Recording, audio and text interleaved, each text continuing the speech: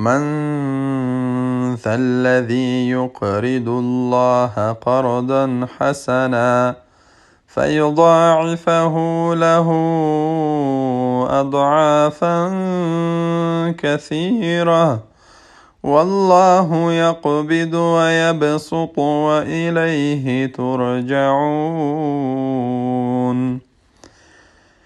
ژباړه: ستاسې څخه څوک دی چې الله سبحانه وتعالی ته حسنه پور یعنی قرض ورکړي، چې الله تعالی د هغه پور یعنی قرض څو برابره بیرته ورکړي. کمول هم د الله په لاس کې دي او زیاتول هم.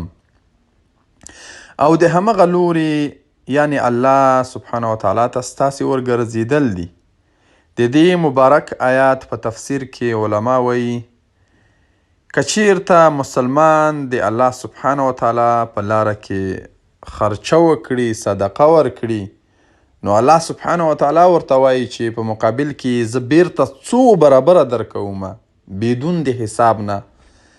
حد یې نه دی ورته ټاکلی، څو برابره بیرته الله سبحانه وتعالی ورکوي.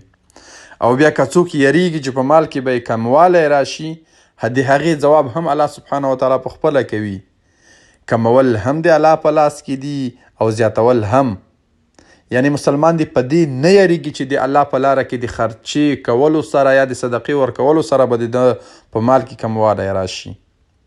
نه، بلکې الله سبحانه وتعالی وایي چې کمول او زیاتول دا زما په لاس کې دي. که ته صدقه ورکړې که ورې نه کړې، بیا هم کمول او زیاتول د الله په لاس کې دي. او یوه ورځ نه یوه ورځ زمونږ او ستاسو ورګرځېدل دي د الله سبحانه وتعالی لوري ته.